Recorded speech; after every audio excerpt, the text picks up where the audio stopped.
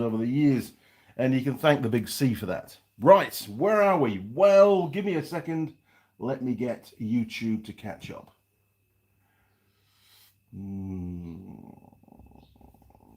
There we are. Look, man with the ratchets. Perfect. Okay, who have we got in the workshop this morning? We have first one through the door, Purple Monkey, 1974. Hello, everyone.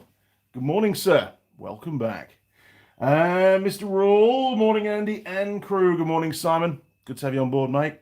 Mr. K, Jim K, hello. The things you make me say, people. Good morning, Jim. Not sure if I missed any of your calls this week. Maybe I did. Oh, no, I did. I saw a missed call. God, was it Monday? Tuesday? It was early in the week, so my apologies. This week has been mental, and a lot of things have happened this week which have changed the future for me. Yes, I had to pretty much reschedule quite a lot of my future for the rest of this year as regards where I'm going to be and what I'm going to be doing. Can't elaborate too much, but honestly, at the drop of a hat, sometimes I have to completely rearrange the next few weeks. And that's exactly what I had to do this time around. And it's a nightmare, the admin involved and just messing people around. You know, you've already made appointments to go and see people and got it all organized, and they've made their times available to see me. And then, boom, it's not going to happen. I have to come on a different day. Really sorry. I feel like I feel like the bad guy. It's not me. Anyway, enough about that. Simon, have you got a Teng advent calendar? Oh, I forgot. I went to go and see Brandon. So the other day, where do I start this story? Okay. I have another hour of E to underseal. It's outside. We stripped it and prepped it yesterday. I was going to spray it yesterday, and you know what? It got to about 4 o'clock, and Mrs. Mechanic said, do it tomorrow. And I didn't take any convincing. It's one of the worst jobs ever is undersealing. And I hate it. I really do. The smell, the actual spray itself, it's really bitumen based, and it just gets everywhere, and all the dust sticks to me, and you get hot and sweet. It's not too bad today. It's not too hot today yet, but if it's a hot day, it's atrocious. And you just don't feel like doing anything after you've done the undersealing. It's just strip off, get in that shower, hot shower, and just try and get all the smell out of your lungs and all the bits of black tar off your arms, and it's just nasty. But anyway, so on Monday, I was still at home working from home, and I made some inquiries. Is it available for uplift? No. Okay, I won't bother bringing my trailer. That's fine, no problem. Boom, off we go to Auckland, and then Friday morning, it's ready. I haven't got my trailer. I use the work one. Now, all my trailers, being English, have 50mm toe balls. The correct size.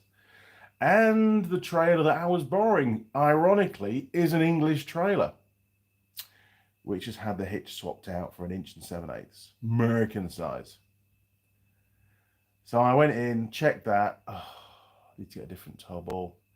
Went off to get that, and I knew that the 50mm ball that was currently on the back of my ute, my work ute, the nut, it's a 3.5 ton rated toe ball, and the nut is, I think, something like it's some imperial size, but it's about a 37 and a something millimeter nut, and it's very, very, very tight.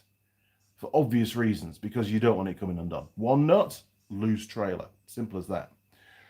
And I knew that I didn't have anything at work that would undo that nut at all. Not a hope in hell's chance. So I went to go and see my friend Brandon at Teng, I said, hey, Brandon, need your help. And he just happened to be there. It's pretty rare he's there. He was there. I said, right, need a deep single hex impact socket. I can't go for 3/4 drive because we've got no 3/4 drive cracking bars, English, cracking bars at work. We've only got 1/2 inch. So I'll need an adapter. Yep, okay. There you go. All good. Cheers, Brandon. Back. Oh, before you go, Andy, got a gift for you. We had a bit of a natter while I was there, and look at this. There's 4 of these. These are sample Teng Tools ratchets. And if you can listen really clearly, you might notice the difference. I'm going to turn the anvil, okay?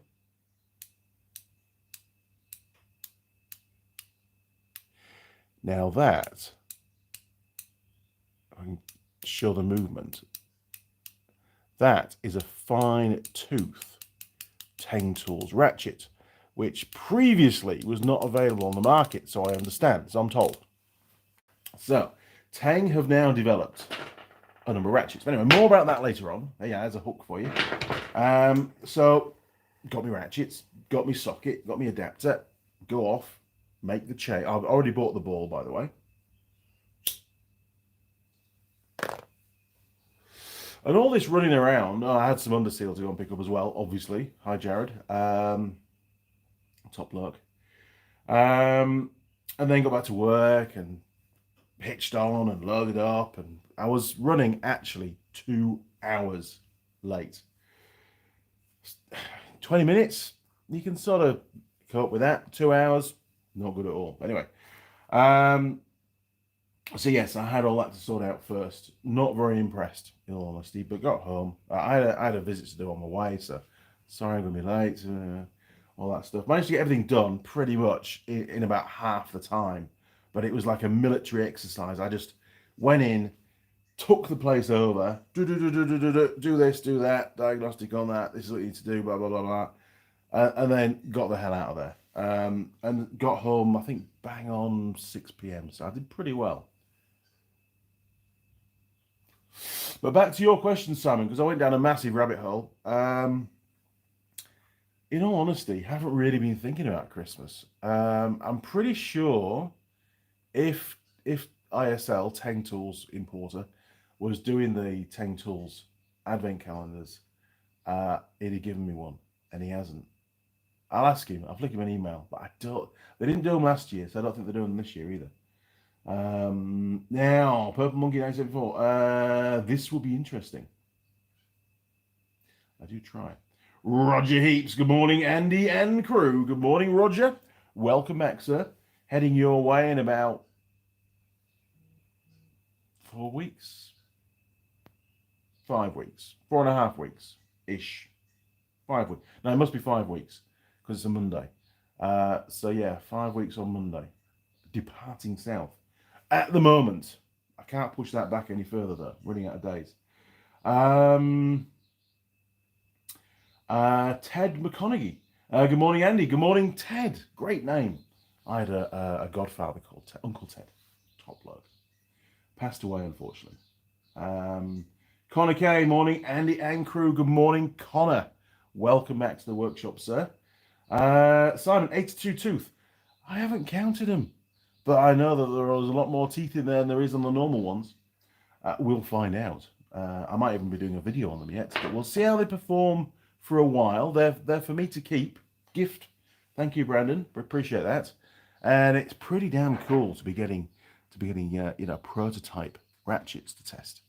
Very, very impressed with those. The Giants. Good evening, Andy and crew. How is everyone doing? Pretty tired, to be honest. It's been quite a stressful week, in all honesty. But I really can't disclose anything about that.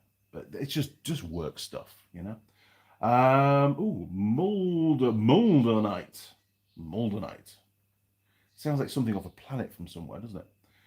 Is the Toyota Land Cruiser 70 Series sold in New Zealand? It is, and they still sell it. And I was actually looking at buying one, because they're the old ones, right? All the rugged old shape ones. Instead of buying or importing a much better condition Nissan Patrol from Japan, which you can do here. You can get the older ones. But they've changed the engine. It was a V8 diesel, turbo diesel. And then they went to V6 turbo diesel. And now the new ones, I believe, are only a 4-cylinder turbo diesel or by turbo diesel.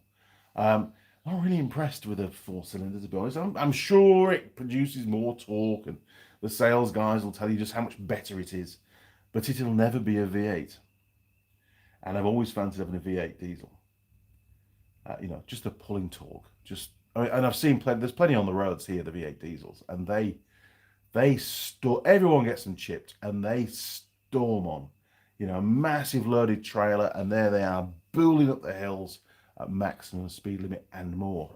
But they're all getting a bit long in the tooth now, so trying to find a good one would be quite hard, and they are very, very, very expensive now. The second-hand ones fetch a premium price. So I think we're going to go back to the Nissan Patrol plant, and then I can swap all the gear off the fun bus, the lift kit, the winch, all that kind of gear, onto the new machine. I did look on Trade Me, which is our eBay here in New Zealand, a couple this last week, actually, just out of interest. And there was one in Queenstown going for 15,000 New Zealand dollars, which is pretty cheap as regards patrols. It's the same as ours, coil sprung and stuff, but it wasn't the high roof, and I want a high roof one. And then there was another one, again, not the high roof, which was it looked really tidy. Only 2 owners from new. The current owners had it 30 years. I think it's a 1990, that one, black one. Looks real clean. She wanted 22 for that. I'm not in the market of buying one at the moment. I was just curious to see what the price ranges were, because they had gone up significantly about six months to a year ago. Looks like people are getting a bit skint at the moment, so the prices have come back down. Good time to buy, but I'm not in the market at the moment. So yes, you can get those. You can still get them brand new. Roger Heaps. Hopefully it's stopped raining by then. Yes. I hear it's quite damp in the South Island at the moment. Lots and lots of flooding. A few weeks ago, this is Roger. A few weeks ago, local shop was advertising new V8s. Really? Okay. That just goes against everything that I've seen on the internet. Interesting. Not that I can afford one at the moment, but cool. Maybe they're doing an engine conversion. I don't know. Gene 37 Combi. Hello, Andy from Paris. There you go. Parlez-vous français? No. I can't really speak much English. Much French. I did French at school for years and just didn't learn any of it. I went to Spain and lived in Spain for like 4 months and was able to order beers and lomos and get around, and I picked it up pretty quick. But I think I'm the kind of person that has to live there to start to learn a language. I can't learn it from a textbook. It was just, plus I didn't like the teacher. No, Mrs. Childcraft, her name was. She's probably not around anymore. But no, we didn't get on at all. And then there was another lady, Mrs. Drury. Yes, she drove an old TR7. Terrible car. Now then, I've just upset somebody now. TR7's been horrible, but hers was. Right, Moldenite. I see. Isn't there an inline 6 diesel as well? Yes. I don't think it's in there anymore. Roger Heaps, GWE in Invercargill. I'll check it out. New old stock. Why have they got old stock? What the hell? Simon, any EV get stuck in them floods and warm up a bit? Yeah.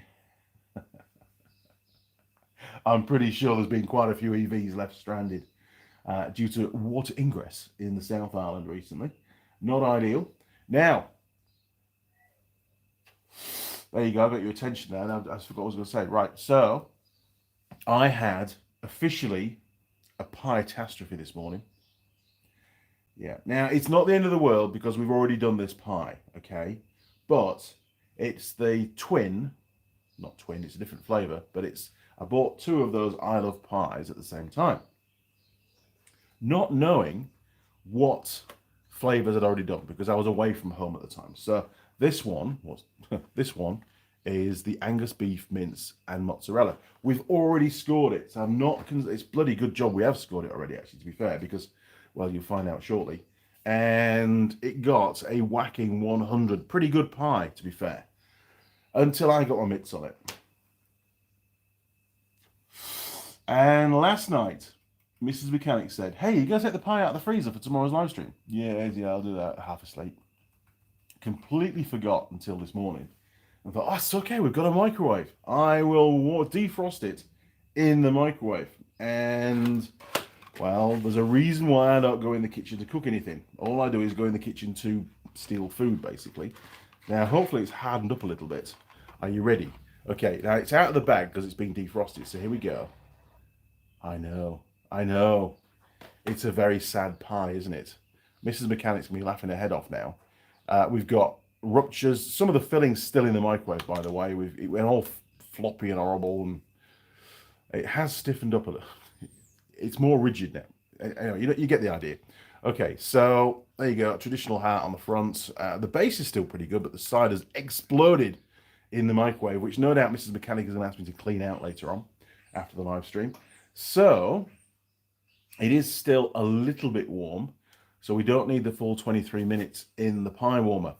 Very important, otherwise I won't be able to eat it. So I'll turn you around. 3, 2, 1, boom. Let's go and get this catastrophe warmed up. Look, slimline pie. It must be, at that thin end, it's probably about 15 mil thick. Ridiculous. But anyway, I'm sure it'll taste brilliant, as always. But no, we're not going to score it. Okay, here we go. I don't know. That much? That should do, shouldn't it? That'll be enough to warm it up. Okay, whilst we're wandering around the workshop, what have we got? Well, Jared was brilliant as always and sorted me out all the deck screws. So we've got 680 of these to install. I bought about 800 to be fair, a few spare ones. So these are called batten screws. There you go. Countersunk, 5mm head. So 5mm socket Allen key thingy to wind them in. And the impact wrench does extremely well. The rechargeable one, brilliant at putting these in. And they're extra long for security.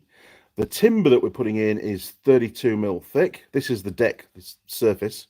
32mm treated timber, and the rest of it will go into the timber below. So they'll be really well secured. There'll be 2 screws at every join point, every mounting point, and there's 10 mounting points per length. So there's 20 screws per length. They're not going anywhere. They're really, really good. Very happy with that. What else do we get? Hang on, it's adding my knife. I'm not very prepared. Bear with me. Now, YouTube's probably going to get really upset. Oh, left hand carton opening, Andy. What's going on there? Okay. So I think you guys might. In fact, I know you guys have seen this stuff before. So all of this will be gone by some point this afternoon. And this is the Forge underbody sealant. It's really good stuff, and I actually prefer this over the 3M that I used for years. It just seems to dry a little bit less tacky, and it seems to dry a bit quicker, which is good for me. So we've got that. I did actually buy, hang on, while we're on with this. Oh, you'll like this. Don't think I've shown this before, and I haven't used it yet, so just bear with me. There could be a bit of a collapse going on. I bought this ages ago, actually. Not sure if I'm going to use it today, because it means I'll have to clean it out again. I'll clean it out. There we go. Oh, look at that. Very expensive undersealing gun. So you put the entire carton inside it, you see. Pretty good. And it's supposed to give brilliant spray pattern. So I'm told. But I haven't used it yet. And Jared said, have you used that gun that you bought yet? And I said, no, not yet. So maybe, just maybe, I might try using that today. The only downside is it does look a bit more cumbersome. Sorry, Jared. A little bit more cumbersome than... Where is it? It's normally around here somewhere. Oh, there we are, look. than the normal one. This is a very, very cheap underseal gun, which we bought years and years ago. And you can see it's well looked after. And it's obviously a little bit smaller because it doesn't the can itself isn't sheathed in this big tube. So you can get into slightly smaller places, but that's not really a game changer. It doesn't really kill the use of the larger one too much. But yeah, we have cleaned it over the years, but it doesn't stay clean for very long. And Ben used this last time round, and Ben didn't clean it at all, did he? No. He might have run some petrol through it for me, hopefully. But yeah, do I use that one? Or do I use that one? I'm going to be lazy, probably, and just stick with the old one. But I'm really intrigued to see how good that one will work. It might be a good test. Don't know. See how I feel after the live stream, and I'll report back. What else? What else? Oh, I bought another drawer. $5. I haven't found a home for it yet, though. Oh, hang on. I need to know what size this is. I was looking for one of these. Oh, it is an 1 7/8. That's all right. I didn't need that one. Okay, I can go in the. In fact, I can go in the drawer of many, many, many, many things. I'll stick that up there with the rest of them. There's quite a few in there. Look, can you see all those? There you go. It's in. Oh, hang on. Wrong drawer. God damn it, they're my old tools. I'll stick it in there, look. You can see there's lots and lots there. Cool. Sorry, Jared, go-kart's still up on the bench, as is the deck mower. Not done any more on that. And I've not done anything with this jack either yet. That's another little project for the future. So I've lost a bit of workbench. It's stagnated. It's not ideal. But other than that, I don't think there's much change. Oh, I had up there was one of those inverter thingies, you know, for converting 12 volts to mains. Ben stole it. Brought it from England. It was made by a company called Ring in the UK. Really expensive, actually. We had 2 of them. We left the other one in England, unfortunately. Still boxed, never used. And Ben goes, "Oh, I've got a job for that." So he took it. So it's next door. At least it's being used. But yeah, that's probably about it. No calendar, by the way, for this year. We're still running last year's calendar. Jared, not very good. Disappointing. Anyway, that's probably about it, really. I can't think of anything else to cover at the moment over there. Right, turning around, 3, 2, 1, boom. Okay, the pie is in, as you well know. I love pies. Mozzarella beef mince and, that's Angus beef mince and mozzarella. We've done it before, got 100 last time. I'm not scoring it this time. I did actually get the score sheet out, but I thought, well, it's not really much point since I've mutilated the pie. So we'll not bother with that. Where did we get to?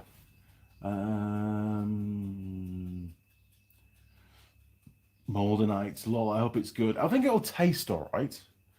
It just doesn't look very good. And it might fall apart. Connor K, Triumph TR7, famous for cooling problems, warped heads.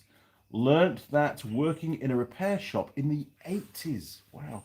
Hers was like, Mrs. Drury's was like a light metallic blue. It was. And she didn't always come to work in it.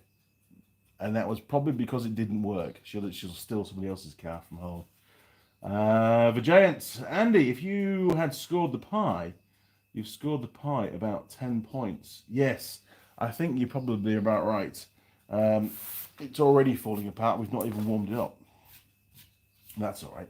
Right, we'll stick that up there, out of the way. There we go. So what's happening today? Well, I've just got the undersealing to do. I haven't really... Oh, well, there is another job, actually. I bought Mrs. Mechanic one of those outside washing line things, you know, like a giant umbrella. That's probably the easiest way of putting it. And it's still in the box, and that was nearly a year ago. So I think this afternoon we're going to find a home for that and get it up, because like I was saying before, our electric bill is just monstrous now. It's gone up from about $380, $400 a month to last month was 550 something. It's just, and I'm hardly ever here. you know. So we've got to cut back on our electric consumption to try and save some pennies. And of course, the weather's really good now. Yes, sorry, Roger, it's not really good where you are, but it's the weather's turning and it's starting to get warmer and drier days. So perfect time to have this washing line thing up. So that's this afternoon's job, but I have to do the underseal straight after the live stream. It has to be done. I was supposed to do it yesterday, and that would have taken the pressure off today. Today would have been a really cruisy day.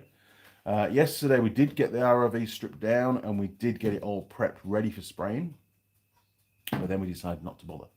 And the reason why we ran out of time is that the entire morning I spent making a new receiver hitch for Trevor the tractor.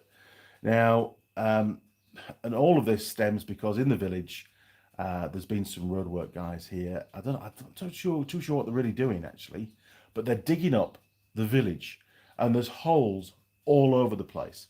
And one of these holes is right in front of our driveway entrance. And when I have to reverse trailers in and out to park them where we park them in the front garden, because there's no way they're going to get around the bag, I have to drive over that very bit of grass. And now there's a hole. There's no grass. It's just like a 4-foot hole. So I can't reverse them in with the ute. And even with the ute, it's still pretty tight. So I thought, no, I'm not going to risk it. It's just not going to work because the trailers are massive. And I borrowed the one from work. So now I've got 3 trailers down here. So I thought, right, I'll use Trevor the tractor because I made like a clamp-on hitch that clamps onto the frame that has the forks at the front. And it works, but it's a bit annoying putting it on and off it all the time. And it's a bit bent now. It wasn't really strong enough. And I remember Ben gave me the receiver part of a receiver hitch, which came off a bicycle rack display stand at his old work.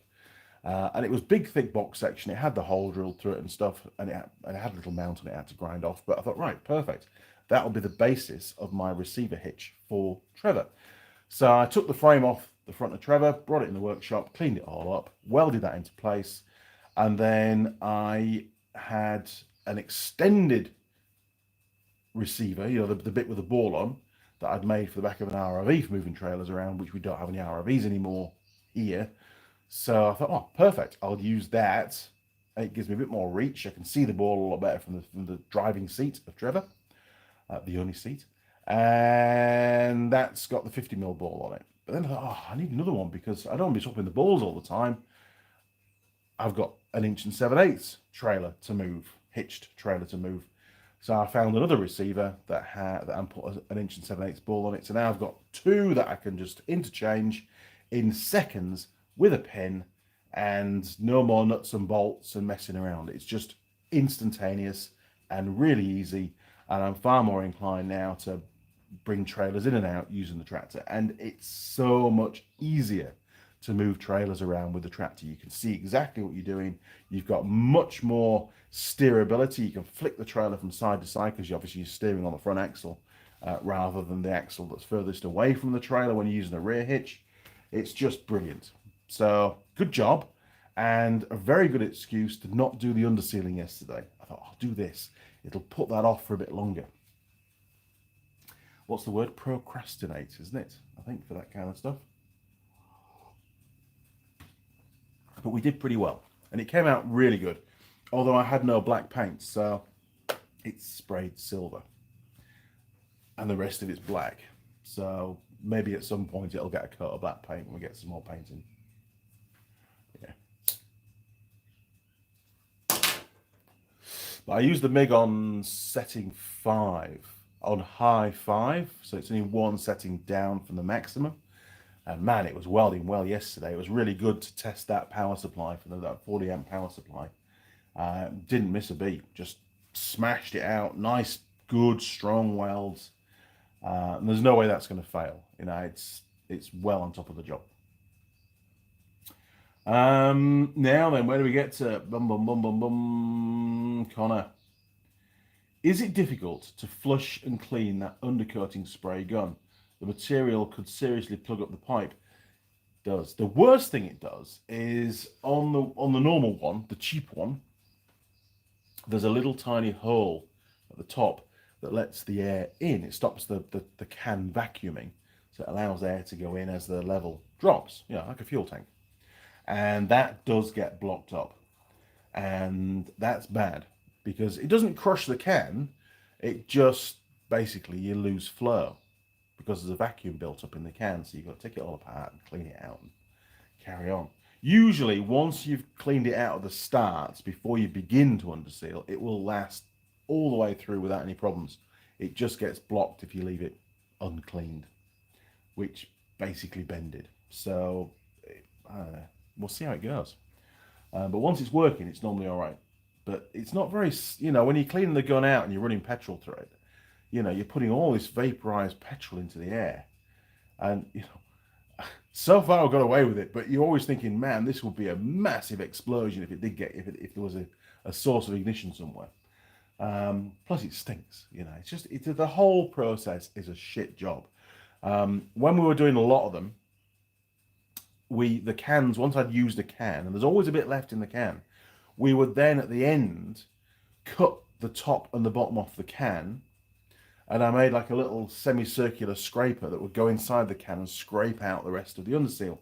And for roughly about every sort of 7 or 8 cans that you scrape out, you'd get a full can of underseal back. There was obviously a 1/7 was left in each can approximately, which is a massive waste. And they're about retail, they're about 30, maybe just over $30 a can. So, for the sake, but it is messy, and you got to use a slit disc to cut the ends off, and that covers the angle grinder and underseal, and it's just a nasty job. But if you're a bit short on underseal, you can gain quite a bit from doing that, and we've done it for years. We won't be bothering with that today because I said it last time. This is the last one I'm undersealing. Ben did the last one, the penultimate. He's not here this weekend, so I'm going to have to do this one. I do not want to do any more. Ooh, pie. We'll leave it a minute because it's bound to be really hot. I mean, sure, it brings a bit of income into the workshop and stuff, but which is nice. It helps to pay for projects and doing the deck timber. I mean, the deck timber is about, what was the quote? 700 and something, I think. Oh no, just under 700, 600 and something it was, including GST, which I thought was a pretty good deal. It's 170 meters, and the section is 140 by 32 planed.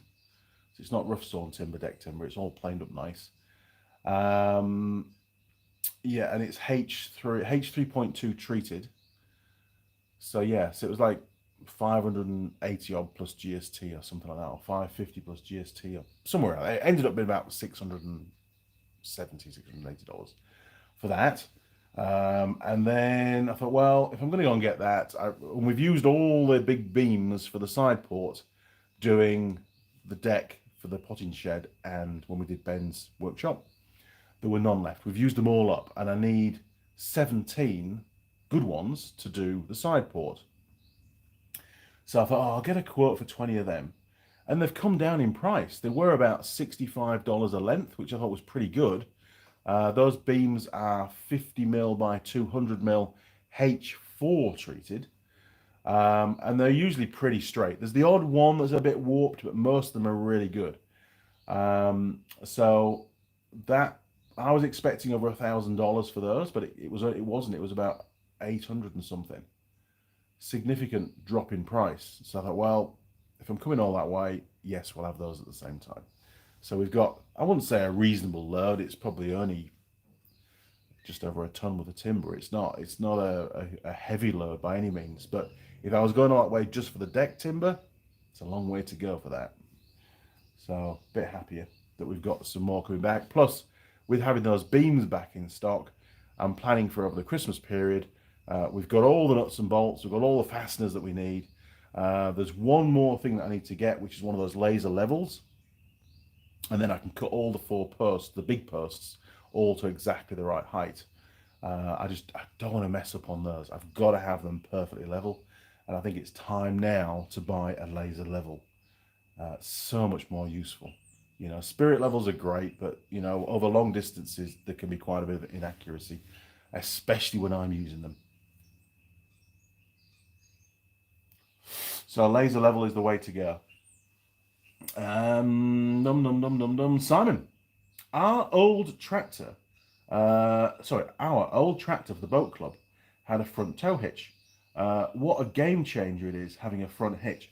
It's brilliant. Even the fun bus, that's the patrol, the 10-seater patrol that we've got, which is now off the road. It's just way too rusty. I welded a hitch on the front of that. I made a hitch off the bull bar for moving the trailer around. And it's just brilliant because you don't have to rely on having somebody else around if you're trying to get into a tight spot to give you some directions. You don't end up shouting at each other because you do that because the engine's so noisy you can't hear them and you get a bit grumpy, and it's just, there's a bit of friction goes on and the risk is high. You can crash into stuff.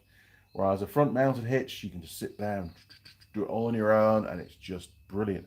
And being on Trevor, you see, as well, I can raise up, the loader part at the front. So when I'm moving the big trailer around, I can just run it around on the rear axle.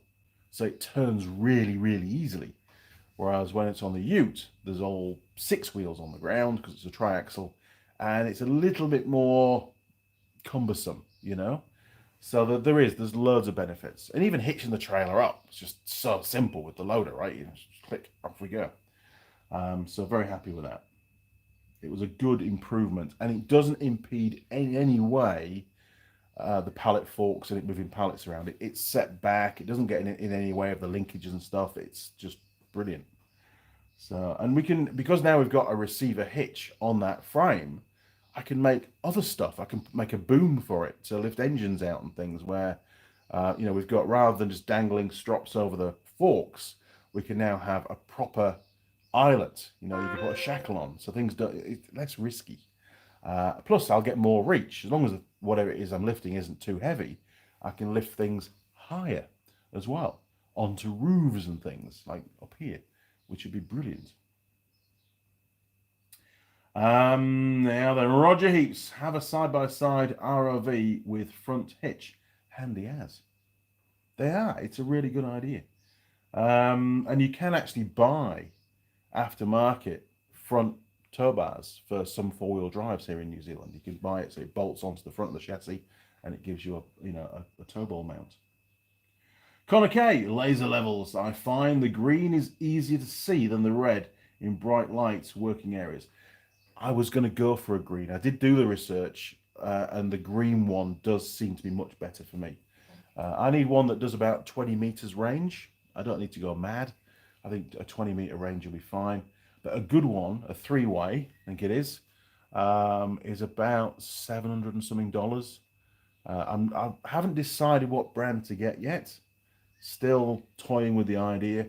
Nearly bought one a few weeks ago, but I'm pleased that I didn't because I'd have run out of money. So I've just got to wait now, pay for this timber, and then in November, hopefully I'll have some pennies to be able to buy that, and then I'll have everything I need to crack on with the side port over the Christmas period. And who knows, I might even film it. We'll see. I mean, you guys have missed out a lot on all this building work, and it might be interesting to get Mrs. Mechanic to do a bit of filming. It'd be a very different kind of video. I think Ben's coming down for a couple of days, which would be good. He can help me lift the beams up. So yeah, could be fun actually. A lot of Trevor the tractor work because we put a pallet on the forks, and then we can stand up there and do all the bolting. None of this ladder stuff. It gives you a nice platform. You have all your tools laid out and all your nuts and bolts. Ben's made a little wooden box to put all the nuts and bolts and stuff in. So we're pretty organised when we do that. And every construction we've done, we've got better at doing it. Better design and more accurate as well, which is nice. Oh, smoke in the eye. So yeah. Pardon me. Green laser level. Got to happen. So that's what I did yesterday. And now I've got to do today what I should have done yesterday. And then Monday I'm working from home, which is very important. I've got a lot of work to get done. Tuesday, I have a day off. Yes, a day in lieu. Finally cashed in one of my days in lieu. I think this is the third time I've scheduled it. and that's going to allow me to go and get the timber picked up, which is brilliant. The big trailer's all set, it's ready to go. So a quick check over. I've kicked the tyres, basically. It's got warrant and regio. Double check that. That's fine until November time. So I'll have to go for a warrant then. And, you know, we're just going to we've got the whole day to get there. It's a normal working day, so they don't shut early. Sometimes we go down on a Saturday, and it's a bit of a mission getting there before they close at 12 o'clock. But no, Tuesday will be a good day for that. And then Wednesday, Thursday, Friday, I'm going to be in Rotorua, Vegas, doing an event, helping with an event that's going on there that my work are putting on. Not too sure how well that's going to go.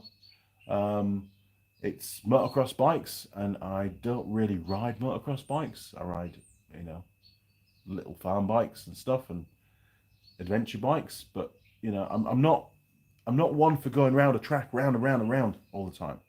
I'm sure I can do it, you know, so I'll give it a go. But the main aim is for our guests to ride the bikes and for the team to look after them, basically. It's not there for me to go off on a jolly and enjoy myself for the 2 days.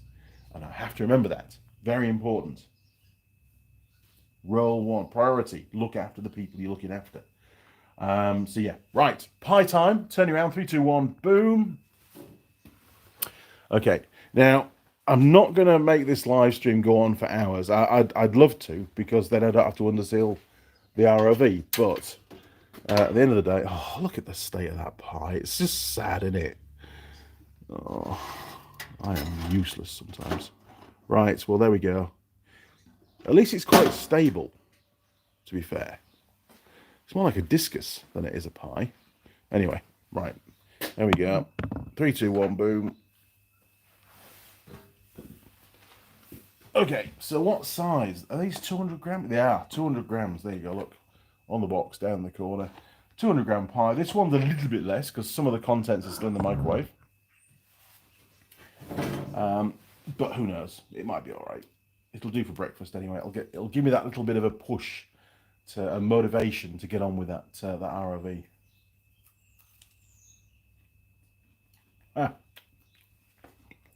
Basically, just pastry. It's quite dry. Wesley Holmes, that pie is not fit to let the dog eat it. Woof. It's going to get eaten. I'm not going to let this one slip through my hands. The pastry actually tastes quite nice, but it is a lot drier than the last one we did. Probably because it's been, you know, defrosted in the microwave, and it's obviously got too hot in the microwave for it to do that. I mean, it's just, you know, it's just crap, isn't it? If that was in a pie warmer in a petrol station, you'd stay well away, wouldn't you?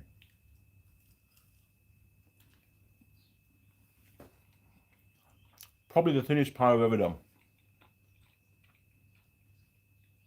I'm not a cook, clearly. So the week after. It's the week after next week. That's right. I'm down south. So I'm going down North Island.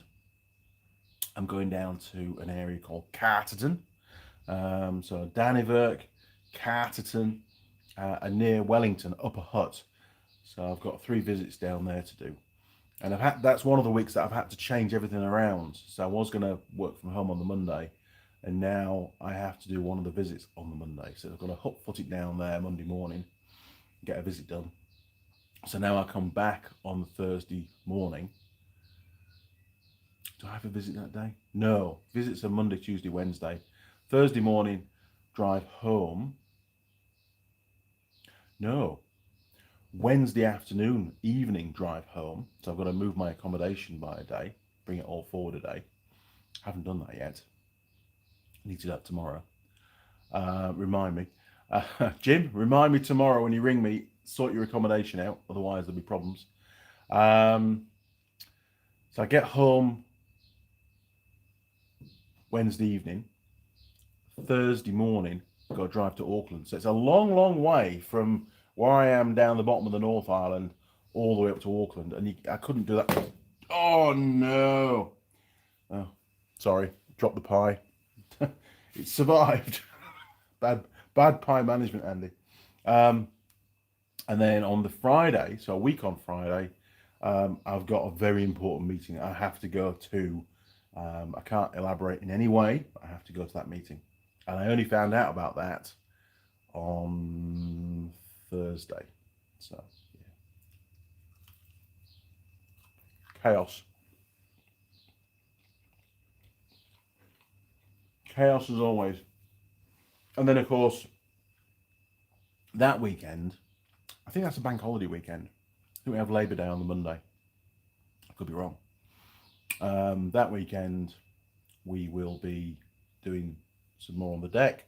Hopefully, we may even get the deck done this coming weekend, next weekend. If there's anything left to do, we'll finish the deck. Ben's coming down that weekend, so there'll be a live stream on the Sunday. I'll try and get Ben on the live stream. He's not very forthcoming when it comes to live streams, but anyway. But he's got a lot of e-bike stuff he can talk about. He's very knowledgeable on that. But that weekend, we've got to move the shed. So Ben's got to empty the shed because even though the shed is just plonked in the garden with just grass as a floor, he's filled it up with stuff. So he's got to empty all that. And then we get Trevor in there, lift the shed up, plonk it on the new platform, screw it all down. I've got to make some doors for it because the steel doors are crap. They've just fallen apart. So we'll make some nice put a wooden frame in, make some wooden doors for it. And then, this is mechanic, we'll have a potting shed. Very nice.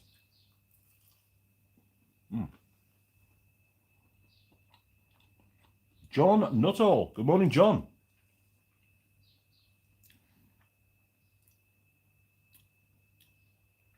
For one in a while, use a water hose level.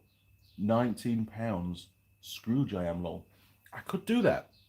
That would be a very simple and cheap way of doing it if I don't have the cash to buy the laser level. I just want a laser level. I do want one. They look pretty cool.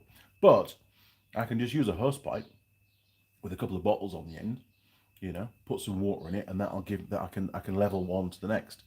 Not sure if I've got a hose pipe long enough though. Might have to steal the hose pipe off the reel. That wouldn't go down too well. But there again, we could do with a new reel because it doesn't retract anymore. So maybe it's time to replace that and win the hose pipe to make a level. But who knows? It's all work in progress. It's a good idea though. I always forget that that's a possibility. Pretty obvious really, but I just forget. Oh man, that's really crunchy. The bottom, very hard. The meat, burnt. Overcooked. Not good. But still breakfast. It works. It's quite hot. Wesley Holmes, tuck in. I'd eat it. It's not that bad, to be honest. I've actually had worse pies, much worse pies than this. So it is testament to this particular brand, not a sponsor, I love pies, that their pie can survive, in the main, me cooking it, warming it up. I mean, it looks diabolical. It's a bit crunchy. And it doesn't taste anywhere near as good as it would normally taste. But it's still all right. And you couldn't say that about some pies. Some of them are not. You just don't want to eat them anyway. Even when they are cooked properly. Now, Simon was putting a bleed nipple repair in a caliper today. That's always a fun job. Hands running the tap down the garage. Hang on. Hands running the tap down the garage owner says that caliper is £1,000 from Porsche. My hand started shaking a bit then, lol. Yeah, so don't mess that one up, Simon. I remember doing the last one I did was on Alan's CB750K2.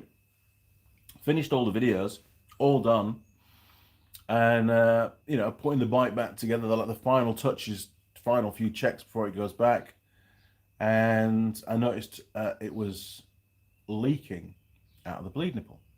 Oh no, that's right. I was changing the fluid or something, and I was bleeding it up, and as you do, you pump the lever and up. You've opened the nipple, you pump the lever, and then you close the nipple again.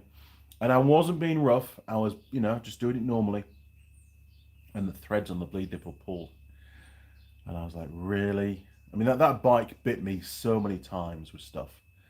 And I was like, anyway, I managed to find a different thread bleed nipple that I had a time cert for, and managed to get that fitted, but it wasn't perfect. The time cert, the, the drilling that I did, it wasn't exactly parallel, and it would need to be because the bleed nipple seals by that taper at the bottom, and it wasn't quite sealing. So I had to open and close it so many times to get the aluminium at the bottom just to give a little bit to create the seal. We got there in the end, and I said to Alan, I said, look, this has happened. This is what I've done to temporarily fix it. You need to source a new caliper, and you can still buy them brand new. He said, yeah, no problem. I'll get that organised. Has it still got the original caliper on it? Yes, it still has original caliper on it, and it's a front brake. It's like the most important brake on a motorcycle, and brakes are really important anyway. And it could leak. It could get air in it. It could leak at any time. Needs a new caliper, Alan. Just to remind you, please buy a new caliper. I don't want to be visiting in hospital because the front brake failed.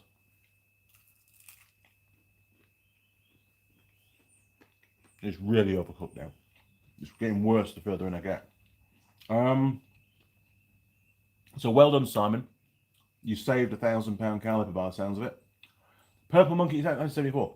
Bought a laser level from Liddy this week. £20. I know you can get cheap ones, but they tend to be more expensive the more range that you need. You can get 30-meter ones. Obviously, they've got a more powerful laser in them to, extend the laser light that far and be legible. I don't need a 30-meter one.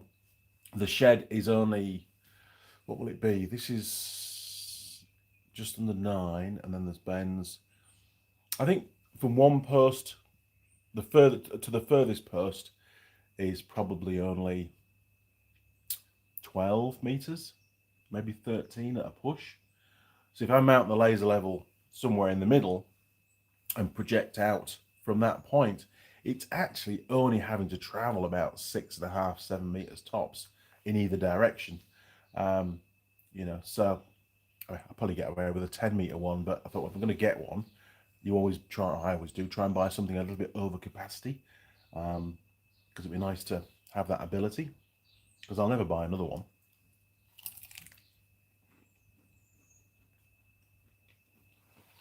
Would you eat this pie?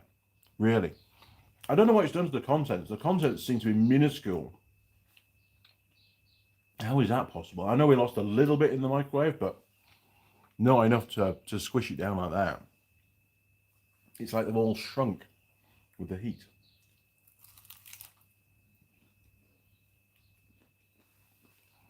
Making you hungry yet? Probably not, actually. Probably put you off a pie today. Num num num num num. Pete, smash the like, guys. Come on. Yes, don't forget to smash the like. Big thumbs up or a thumbs down. I don't mind. I mean, I do, but YouTube doesn't mind. It's interaction is what the algorithm looks for, not whether you like it or not. I think maybe. Simon, got a kit from when? There have been from when they've been drilled into the seat. Uses a taper pipe fitting with a bleed nipple in it. Oh, that's pretty cool. I haven't got one of those. I'll have to look at that. Purple Monkey, not expecting too much, lol. Good. It's very tough, this pie. Wesley Holmes, the fruit and veg from Lidl is shit, but the tools are top quality. We don't have one of those shops here. I can't really comment. We used to use Pack and Save for most of our shopping because it's like supposedly the cheapest supermarket in New Zealand.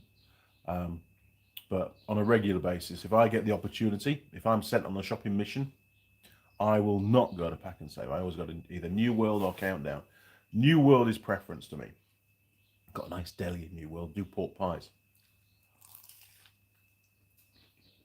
And the pork pies are nice. So, sorry, it's a bit chewy. Can't talk while chewing, not very well. Have some cold coffee.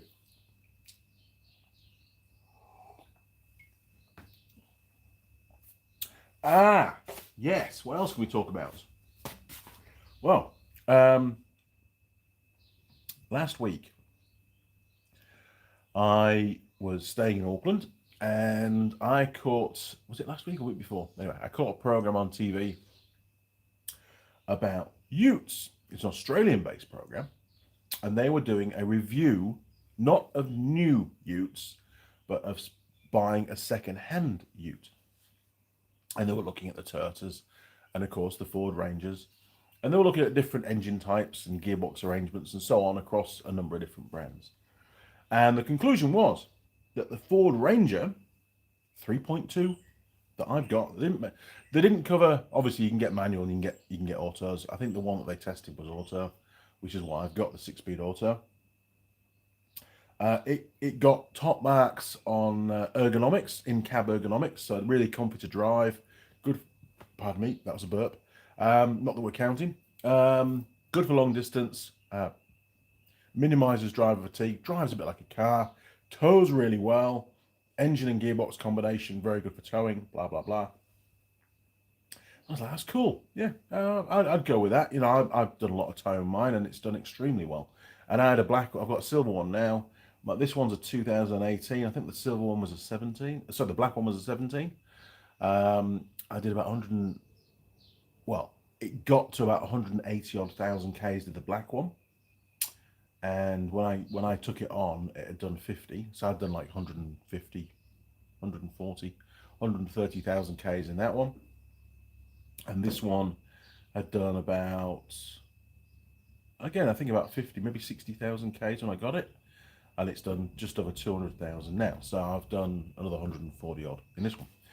And it's coming up for replacement. It needs to be gone. So I'm keen on buying it, to be fair, just as a personal towing vehicle, because obviously I can't use the Patrol at the moment.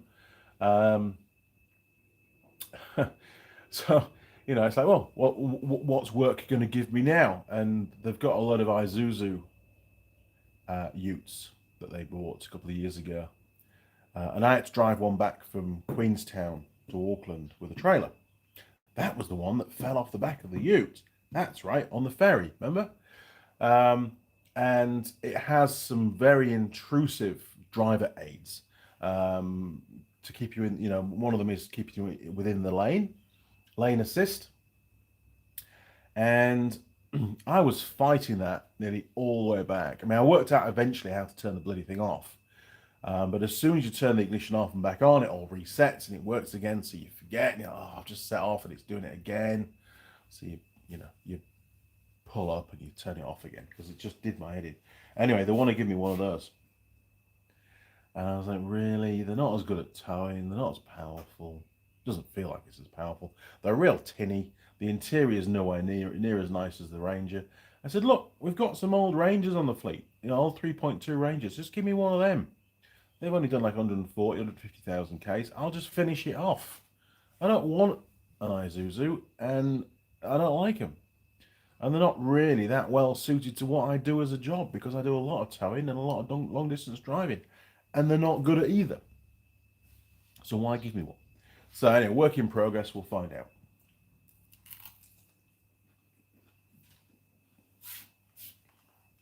My little rant over. Num num num num num.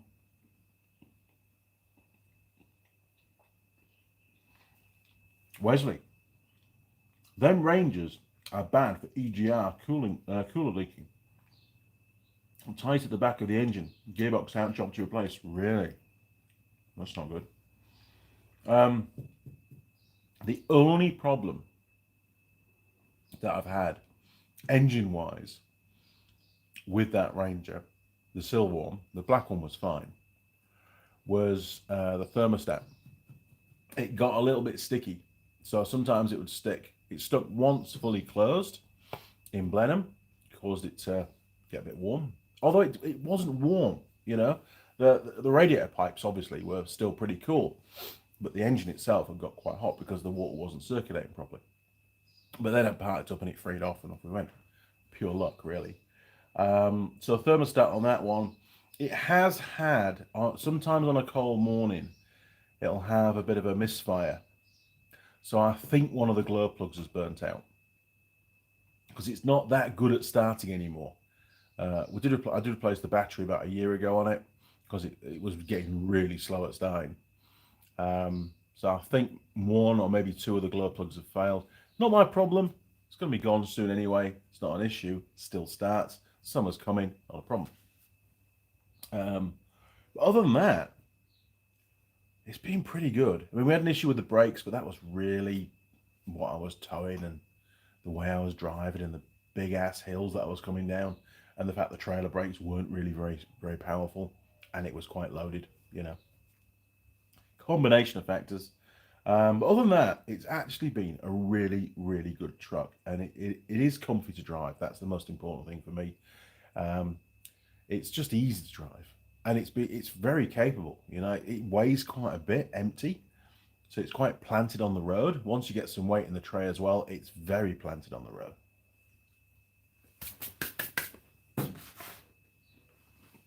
All done.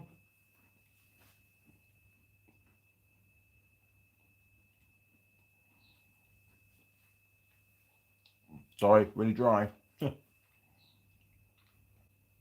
Wesley, I like the D-Max. I'm pretty sure that's what we've got to work.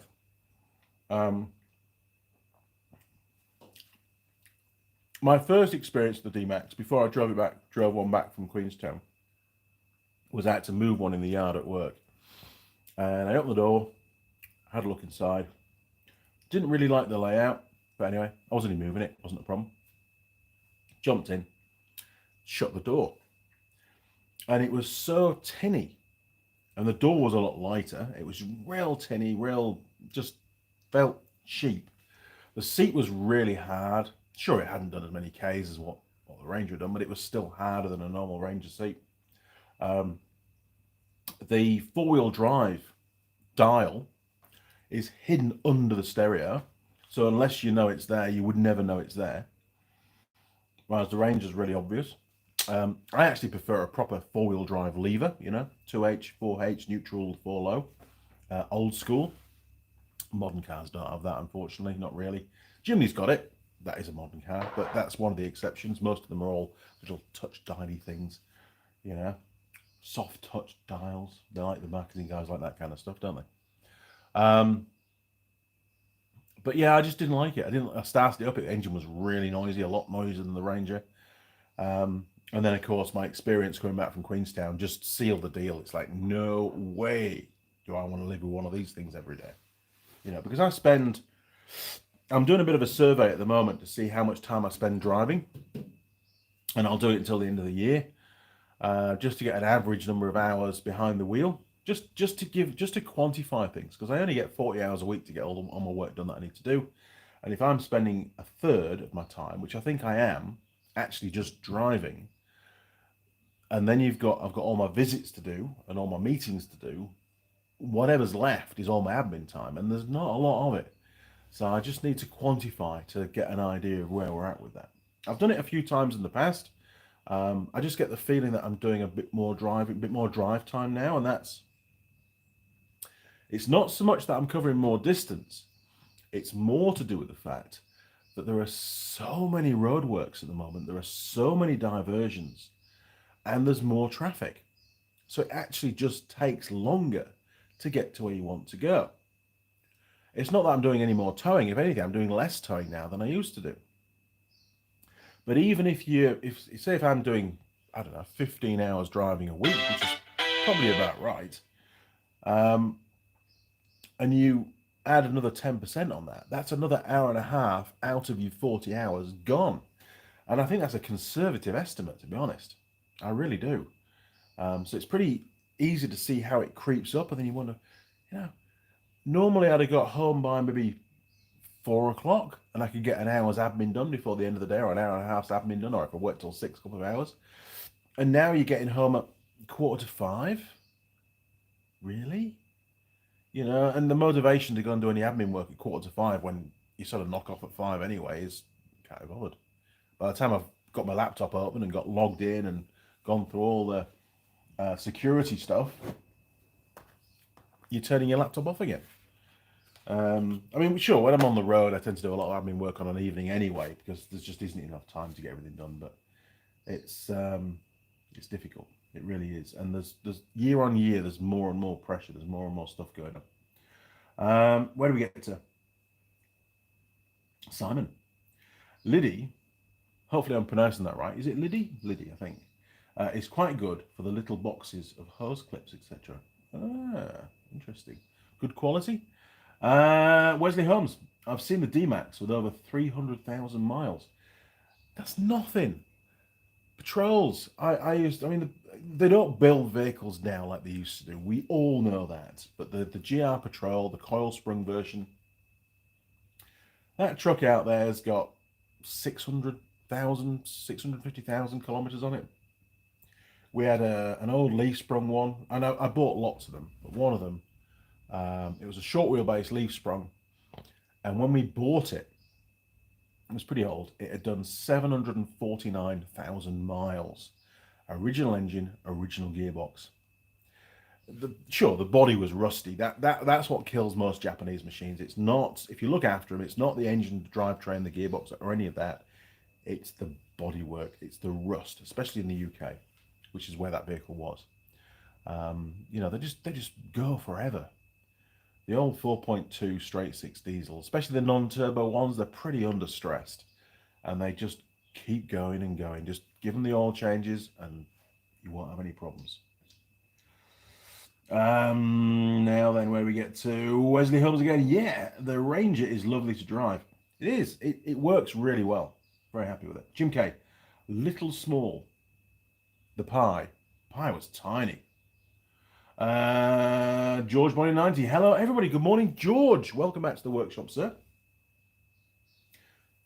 Rash cigarette. John Nuttall. Summer's coming. Get a bike out, Andy. Mrs. Mechanic is constantly chewing my ear. She's got the little monkey bike. It's all road legal. I paid for some more road tax a few weeks ago. Doesn't need a warrant yet. It's not old enough. It's all insured. She's good to go on that. And she says, I don't want to go for a ride without you. You need to get a bike sorted out. So I've got my little TW200. Or, if not, and that's just take it down for a warrant, pay for some regio, because it's on hold at the moment, and away you go. It's, might need a new battery on it, to be fair. But it's pretty much good to go. Or, it's going to be the ultimate farm bike. Now, you might remember that when I rolled into, Roger will know, when I rolled into Bluff, poor little valves were tapping away really loud. It needs a top end rebuild. I've got all the parts to do the head. It's not burning any oil or anything, so I don't need to do the cylinder. But Andy, you should put some new rings in it. I know, but it doesn't need it. Did I get a new cam chain? Not sure. Might need to get a cam chain for it. Got new valves and rockers and all that kind of stuff to go in it. Not had time to do it. That's more of a job. Would probably prefer to ride that, actually. I like riding that Ultimate Farm bike. It's a cool bike. But the TW is practically brand new. It's done 200 miles from new. So maybe I should just ride that. Probably will. So I'd like to get that through the warrant before the end of the year. And then at least we can go for a ride over Christmas. Mrs. Mechanic likes that. There's a really good gravel road. Only half an hour's ride from here. So you can get, it takes a couple of hours to ride, and there's quite a few trails to go and explore off. Maybe you're allowed there, I don't know, but there's quite a few trails to go off. We went round with Ben's Patrol and the Jimny a few months ago. That was cool, really cool. The Jimny performed phenomenally well. I think we need to do some filming on that, because that True Track system it's got on there, I think it's called True Track, where it will lock the brakes, that traction control system on it. Man, it was, I mean, I'm not one for electronics, and of course they're going to break and cause more problems, but when it was working, and it still is, it was absolutely amazing, and it outperformed Ben's Patrol, which I was totally not expecting. Obviously the driver had something to do with it, right? But you know, it did really, really well. Wesley, 300,000 in the UK is a lot of miles. Most I've seen is 80,000 on a Merc Vito. Wow. Sorry, 800,000 on a Merc Vito. It's a lot of driving. It really is. Yes, of course, we should get rid of the Ranger. It has done lots of Ks now. It needs to go. It's pretty old. Doesn't look very tidy. It's had a few scrapes over its time, to be fair. There's been a few little contact points with various other drivers around New Zealand. None of which were my fault, by the way. But you know, it's time for it to be replaced. But we've got some older Rangers. Well, say older. We've got some other 3.2 Rangers, which I'm absolutely certain that the person that's driving that at the moment would be over the moon to receive an Isuzu, whatever it is, D-Max, rather than their old Ranger. Whereas for me, I'm probably the only employee there that is more than happy to have an old vehicle. It doesn't bother me. In fact, if it's a nice shiny new machine, there's a lot more responsibility. And for the work that I do, the farms that I go on to, the places that I end up in, the towing that I do, I need more of a work truck than a glitzy, shiny, showpiece vehicle. That's the bottom line. It's a tool. My truck is a tool. It does the job. That's it. It's all it needs to do. And I was the same in the UK when I was buying my own machines. You know, it was just as long as it was mechanically sound and it did the job, that's all that bothered me. Wesley Holmes, my mate had a little chimney and it would go anywhere. They are incredible machines. The grassroots, right back to the old LJ80s and stuff. Lightness. It's all about lightness when you're off-roading. You don't want a great big heavy numb machine. However, saying that, the Unimog that we had, the U1000, yes, it was very heavy, and no, it didn't do bogs. It would just go down. But for everything else, it was a phenomenal piece of kit. You know, diff locks front and rear, all air controlled. Tremendous amount of travel on the suspension, and 16 gears to play with. You know, it was just brilliant. But for other things like driving to the shops, which I did, I'd go shopping in it sometimes, it was a bit of a mission. You know, it was fun to drive, don't get me wrong, but it wasn't as comfy as a car or a ute, pickup truck. You know, I did one drive to just south of Hull. I've been over the Humber Bridge in that Unimog to get one of the reduction hubs fixed because it was jumping on the splines. I took Ben with me, and that was a fair journey. That was hundreds of miles, and I drove it back from Cumbria when we bought it as well. Left-hand drive took me a while to get used to. I was driving down the middle of the road for a while, but anyway. But you know, overall, phenomenal piece of kit, but more specific kind of vehicle when you want something that's good at everything. Little chimney's great on the road. Sure, it still wanders around a little bit, which that's work in progress. It's all to do with the lift kit and the tyres we've got on it, I'm sure. And the electronics not being over happy with what we've done to it. But other than that, it's a great little Jeep. We've done 10,000 kilometers in it now. And a lot of that was on the monkey bike trip, you know, a support vehicle. It did like 6,000 Ks in 2 weeks. It was just brilliant.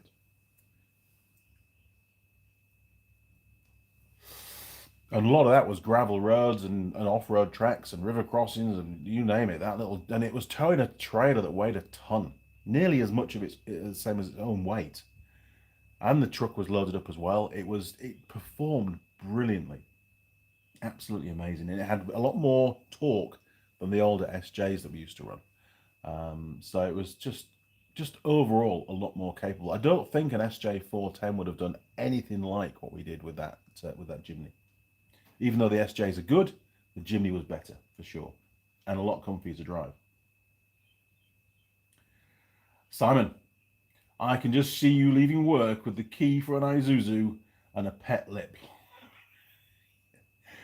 I'd be pretty grumpy for a while, to be honest. I mean, I'm sure it would grow on me and I'd get used to it like I do all the other vehicles, but the Ranger's been so good and it's been so dependable, both of them, the black one and the silver one.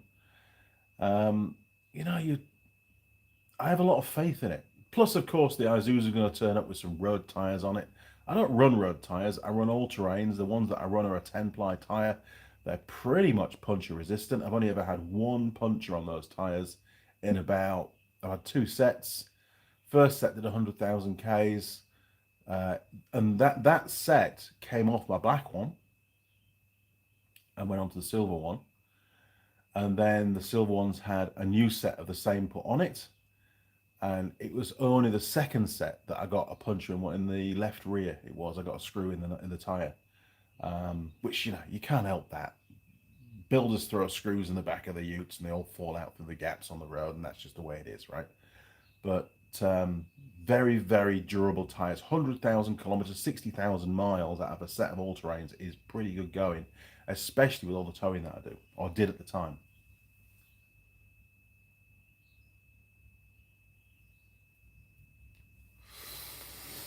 Wesley Holmes, did you get Land Rover 90 Defender over there? There's quite a few Land Rovers. Yes, the old traditional Landies, short wheelbase and long wheelbase. They're pretty sought after nowadays because they don't make them anymore. There's some nice tidy ones around. From a mechanical perspective and a reliability perspective, I'm not a great fan of Land Rovers. And if you're a mechanic, you'll know exactly what I mean. However, they are incredibly iconic. And now that you can't buy them new anymore, they're becoming a little bit sought after. And I quite like the look of them. They're quite rugged, you know? Purposeful. And a lot of modern vehicles, they just don't look purposeful anymore. They're just round and numb and full of gizmos and gadgets that you just don't need. Wesley, you just can't beat the Japanese. The Japanese are really good at taking something and just making it better, refining it, making it more reliable, and just better.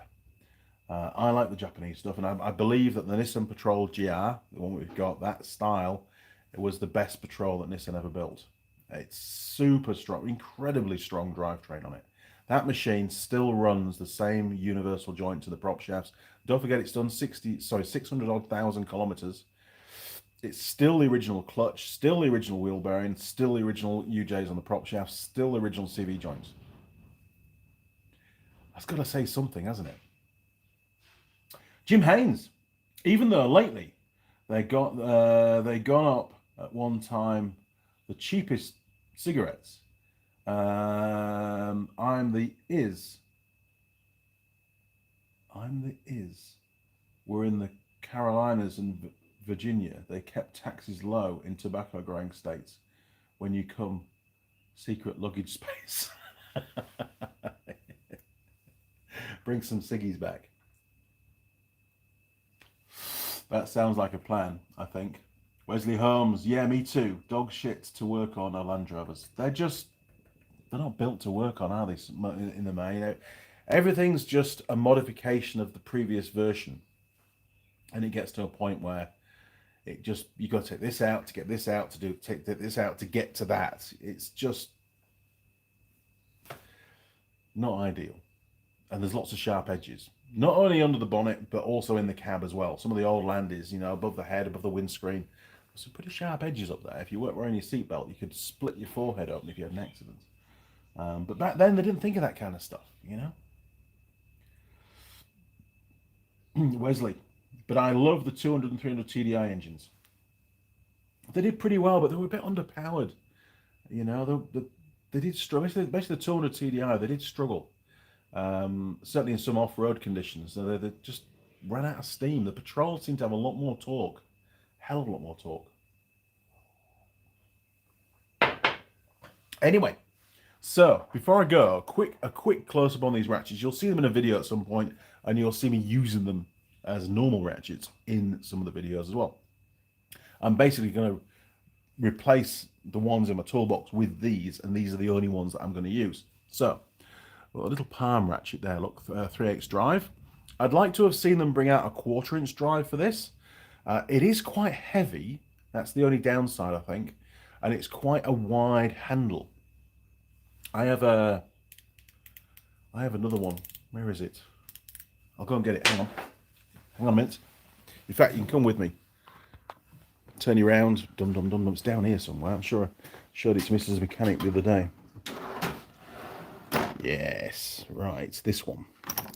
This is not Oh, by the way, just while we're on, if you spot the 14mm bihex short 3/8 drive socket that goes in this set, if you spot it on a video, tell me, because it's gone walkabout. I don't know where it is. We used it last doing Ben's workshop, so it might be on the roof of the workshop here. I don't know, but I'm a bit annoyed about that because I've never lost a piece out of that toolkit, and I've had it for years. So we've got this one, and this is made by Koken. It's a swivel head, and again it's 3/8 drive, and it's a really nice thin handle, and it's a little bit longer, but it's a hell of a lot lighter. This is almost twice the weight. Not that it's a problem in the weight. I think this one, hang on, no, I think it's only a normal ratchet. This will be a fine tooth. This is a normal one, but I've used this for years. It's not on many videos, to be fair. It only gets used now and again, but it's been a really good little ratchet. So it'd be good to see how the Teng cups with that. I do like the fact they've got sample written on them. Look, pretty cool. And then of course we've got these ones as well. So you've got your little 1/4" drive, which is basically, external wise, I think it's exactly the same as the original one. Let's have a look over here. Look, dum dum dum dum dum dum dum dum. There, look, that one. Let's have a look.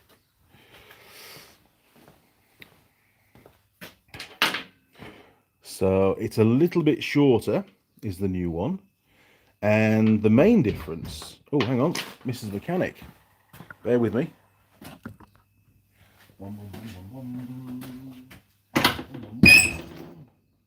Oh, coffee. I know, it was terrible, wasn't it? Right, we have coffee. Woohoo! Nice. Okay, but the main difference is Teng seem to have gone back to the little lever actuator. Just there, look, for changing direction, as opposed to the rotated disc thing. I actually prefer the lever as opposed to the disc, but hey, it's personal preference, right? So we've got that one to replace. Hopefully it'll fit. In fact, we can go and replace that now, can't we? We can stick it in the drawer. I've got to go over there anyway. Will it fit?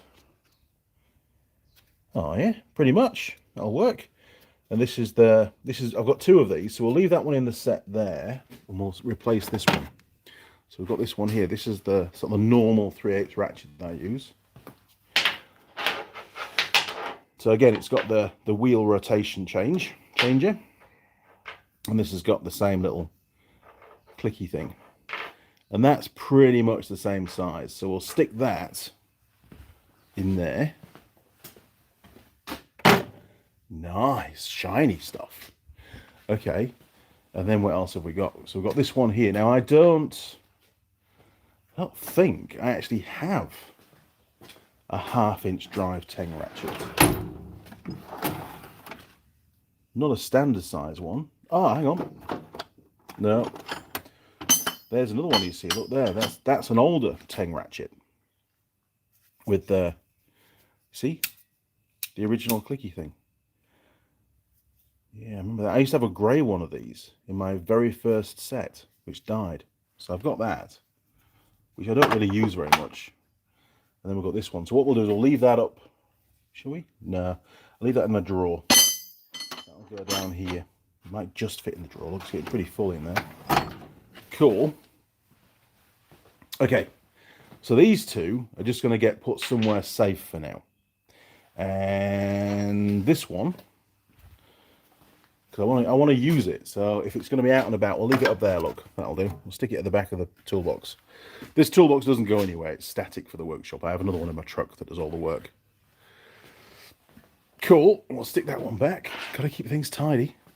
It's probably gone really pixelated on the picture now, isn't it? And that just lives in there. Probably not going to get used as much now. Bit of a shame. Right, turn around, 3, 2, 1, boom.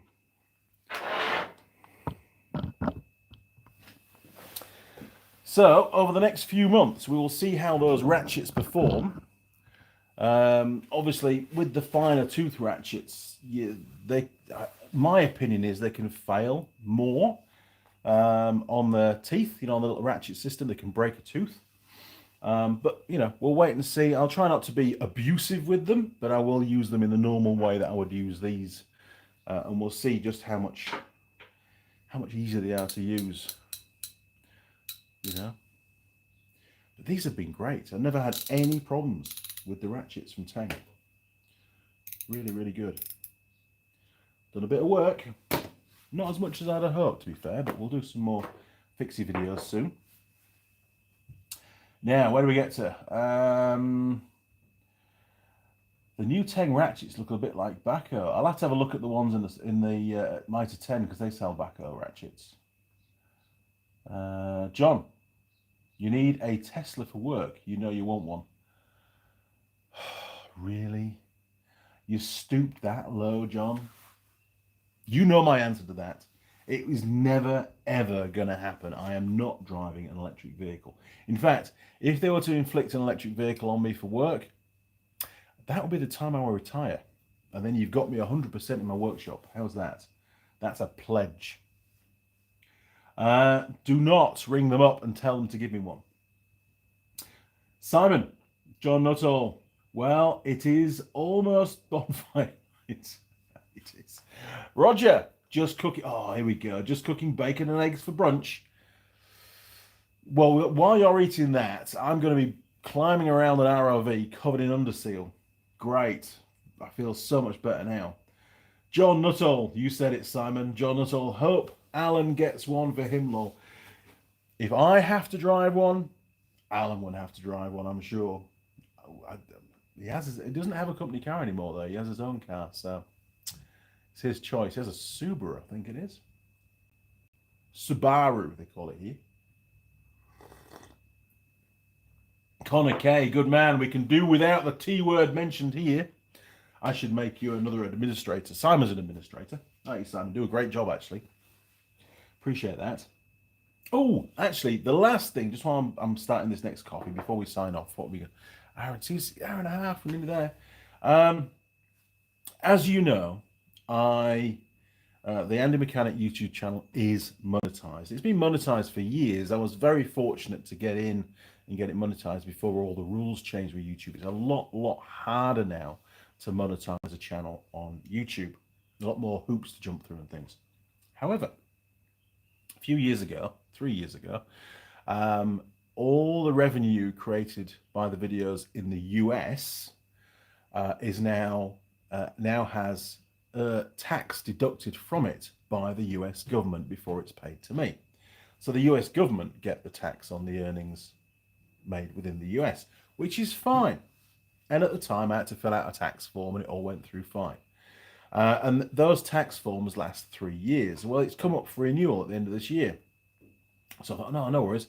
I'll be proactive and I'll fill out the tax form again. And for some unknown reason, and I cannot get my head around it, I'm on the second attempt now. They will not accept it.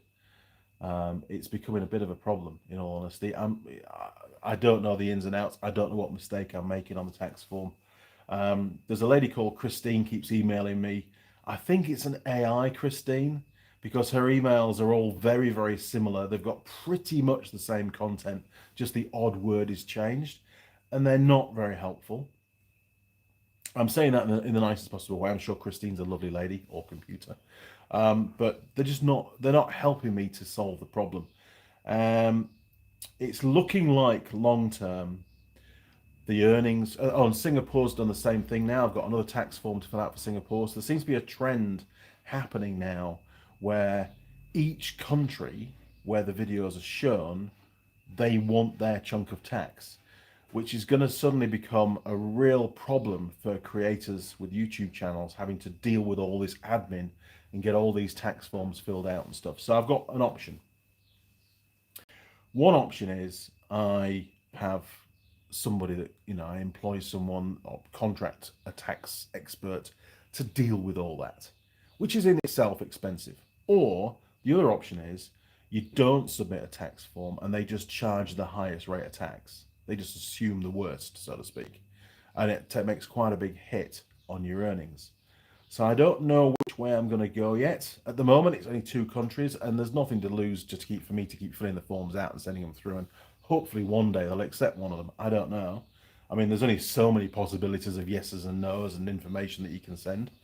But the fact is, the revenue created by the channel is diminishing as each of these countries take their own chunk of tax.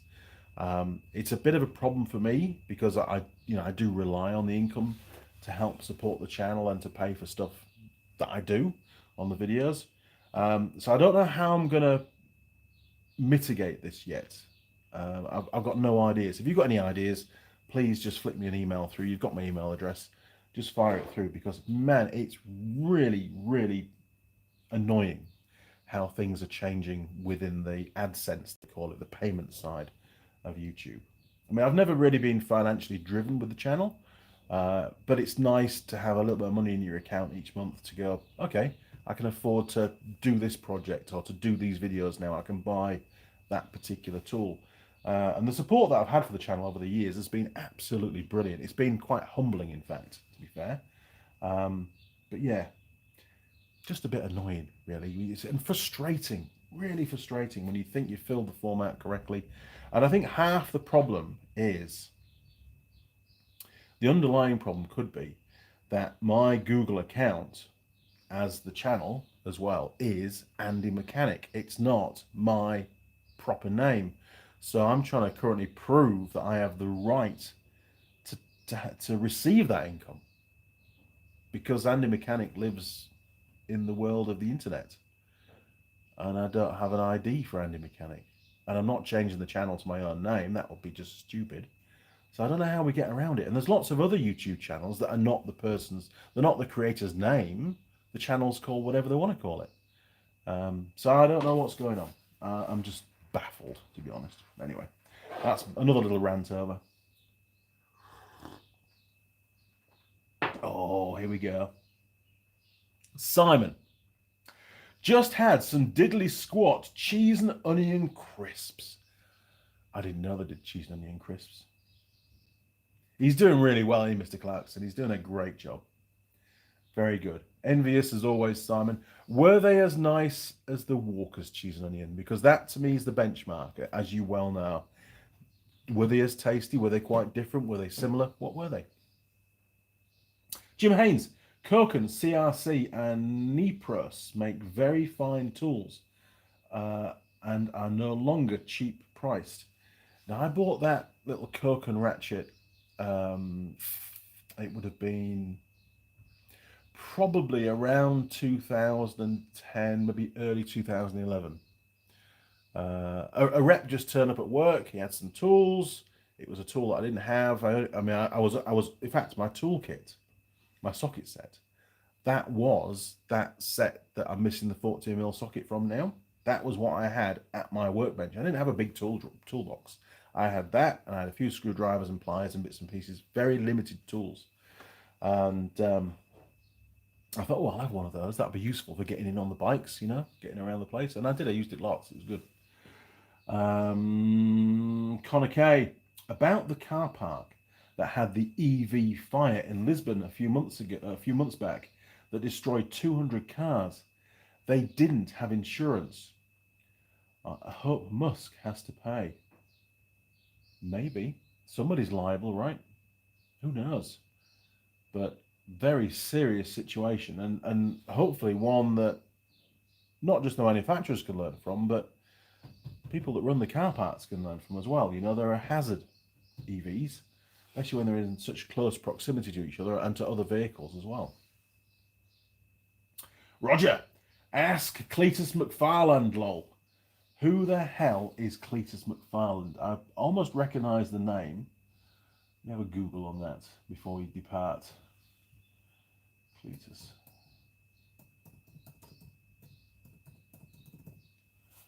American Motorsports racing driver. There you go, look.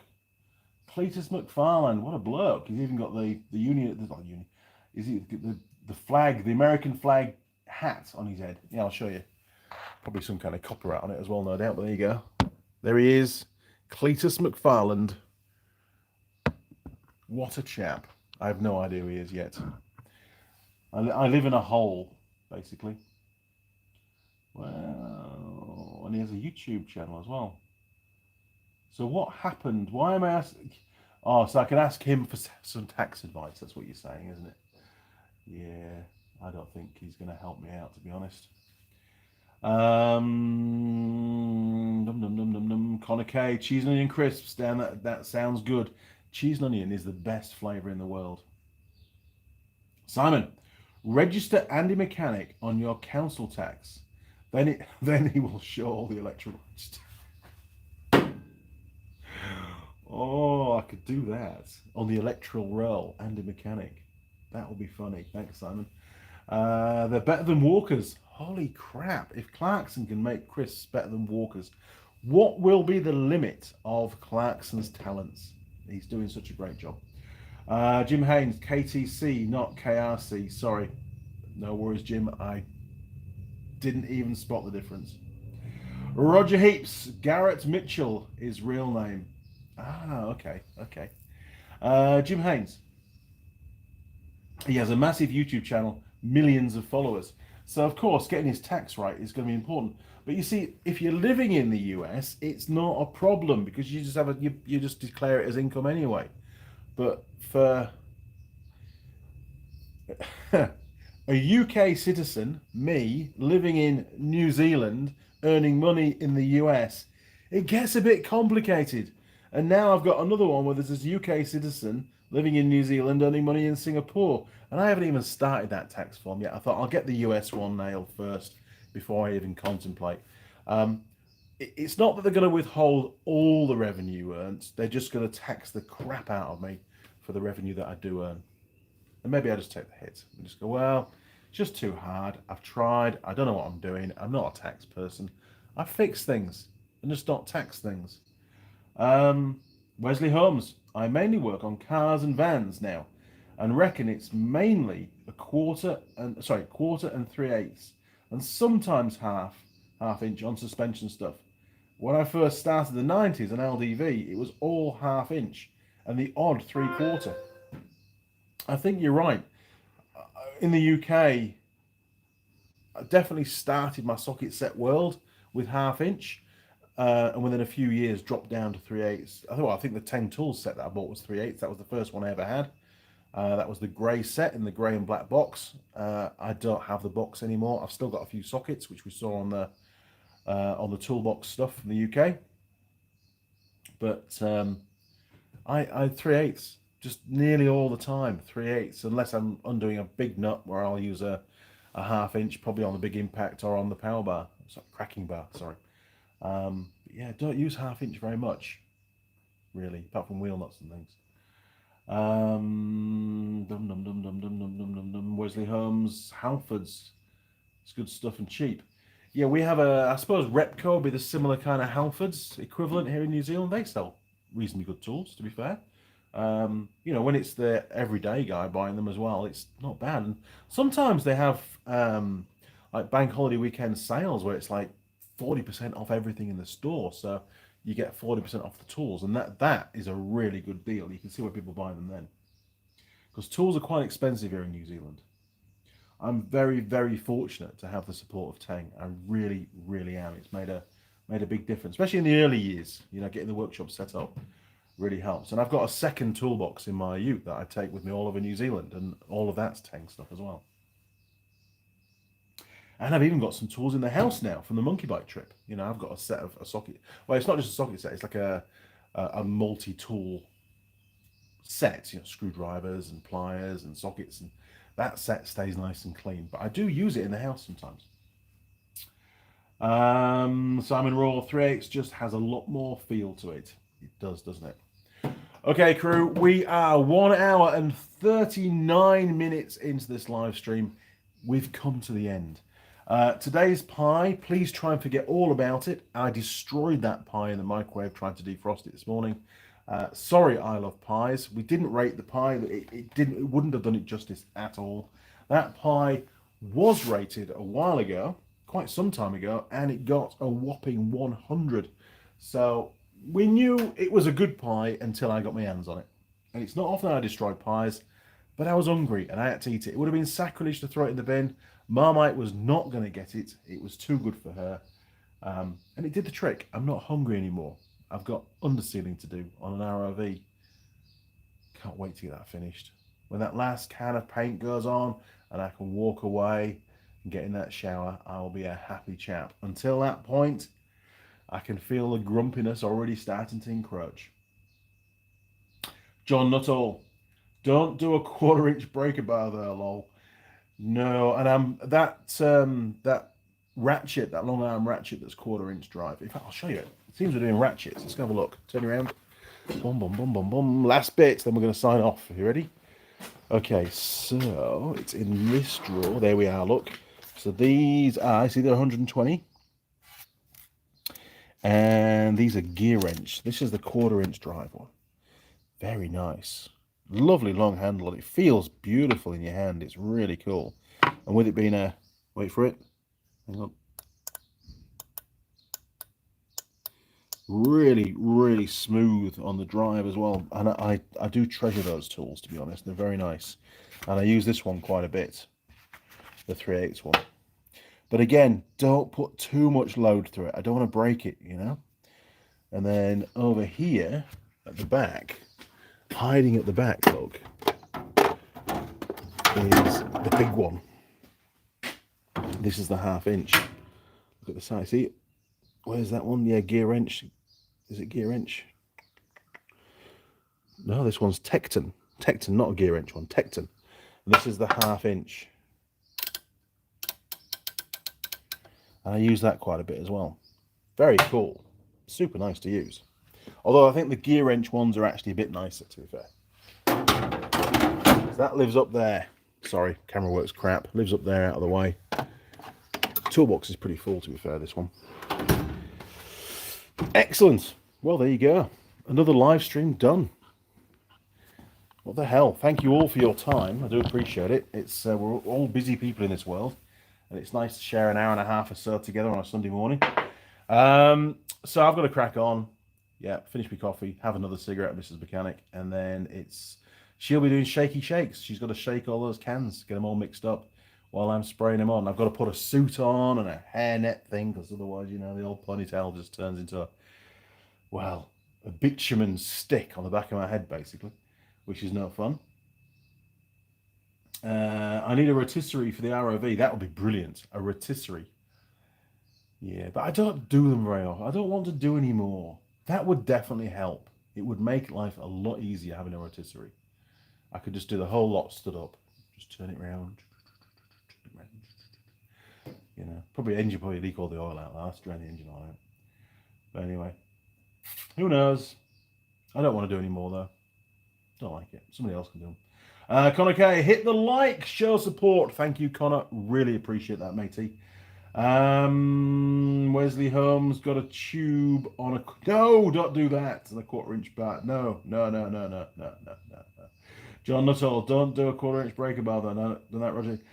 Yes, okay, we're all done. All comments have been read out. Nobody has missed the boat on the comments today, I don't believe. Thank you again all for watching. And again, thank you for your support. I really, really appreciate it.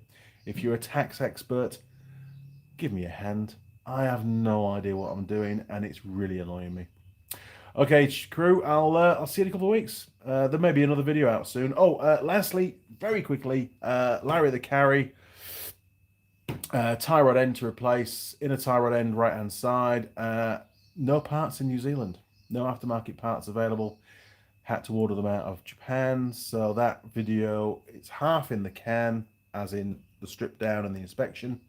Parts are ordered. They won't be here for at least 4 more weeks, and then I can film the second half of the video, and then that one will be out before Christmas. But there'll be other videos that I'll be doing in the meantime. Okay, crew, until next time, see you around. Over and out.